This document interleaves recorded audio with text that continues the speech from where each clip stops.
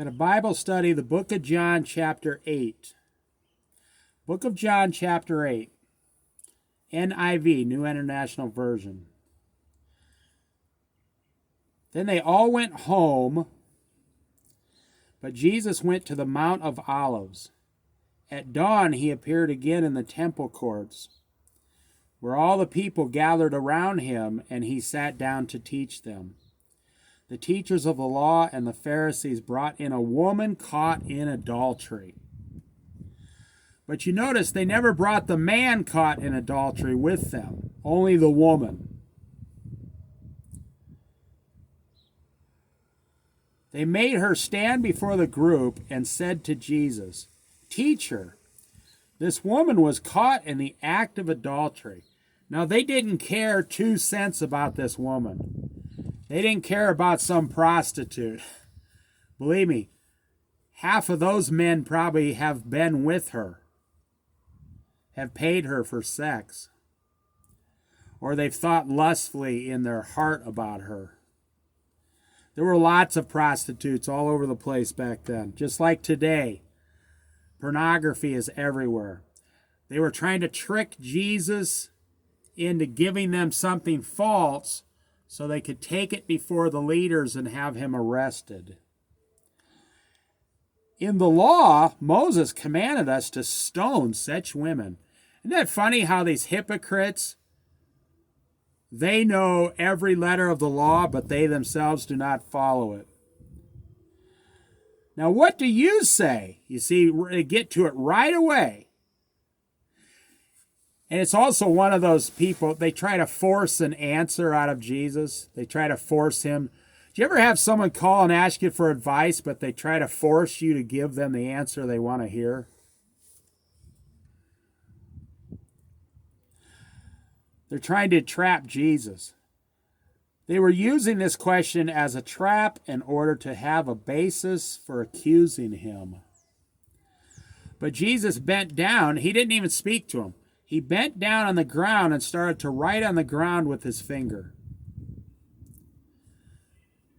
When they kept on questioning him, he straightened up and said to them, now nobody knows what he wrote, but I've heard some pretty wise preachers say it was some kind of letters that showed them their sin from the oldest to the youngest, those with the most sin down to the youngest. Let any one of you who is without sin be the first to throw a stone at her. Again he stooped down and wrote on the ground. You think you're going to outsmart God today by telling him no? You think you're going to outsmart God by telling him, I don't want to follow you and do it your way? You think you're going to outsmart God by telling him, my way works better than your way, Lord?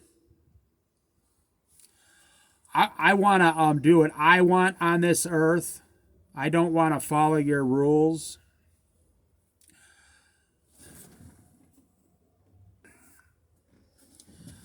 Let any one of you who is without sin be the first to throw a stone at her. You could say that about the internet today. You just go to the internet, any video, it doesn't matter. It could be a video on how to make pencils. And you just look in the comments, it's some of the most vile comments. Makes you blush. You can't even imagine the vileness online now. That's what's destroying this world. So you could use this anyone without sin cast the first stone in 2022. How many people are judging other people and casting stones at them when they themselves are 100 times more guilty than the person they're trying to stone? They think they're so righteous. Oh, if I kill this prostitute, God will approve of me. And then you die and go to heaven, and the prostitute is in heaven, and you're on your way to hell. Let any one of you who is without sin be the first to throw a stone at her. Again he stooped down and wrote on the ground. At this, those who heard began to go away one at a time, the older ones first, until only Jesus was left with the woman still standing there. You see, the older ones were convicted of their sin by whatever he wrote on the ground. He wrote something so profound on the ground. We don't know if it was words or a symbol or some heavenly symbol. We don't know. But every single person standing there knew what it meant. They knew that it showed them their own personal sins. And it showed them their own personal guilt.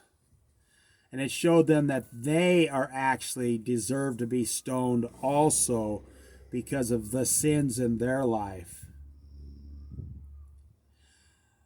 Jesus straightened up and asked her, "Woman, where are they? Has no one condemned you?" Has no one condemned you? No one, sir, she said. Then neither do I condemn you, Jesus declared. Go now and leave your life of sin. He did not tell her to go home. He told her to stop being a prostitute. He said, stop being a prostitute. He acknowledged that she's a sinner. He acknowledged that she's a prostitute. He acknowledged that she's guilty. But he also acknowledged that all of them were guilty. Jesus did not come to condemn the world, but to save the world. No, our sin, the devil condemns us. He is our accuser. If you don't have Jesus Christ as your Lord and Savior, you're going to hell. You're not going to go to heaven. You don't get to heaven by good works. You can only get there by faith through Jesus Christ, the Son of God. If you don't have Jesus Christ, you will spend eternity in hell, just like this story. That's the way it is. All these false religions, they want to work their way into heaven, good works. The whole United States and the whole world is full of false religions working their way in. Not one single person has ever worked their way into heaven. He told this woman, go and leave your life of sin. Start following God. Yes, her heart was changed. He saved her. She became saved. But if you do not change and get your sins washed in Jesus Christ, you also will spend eternity in hell.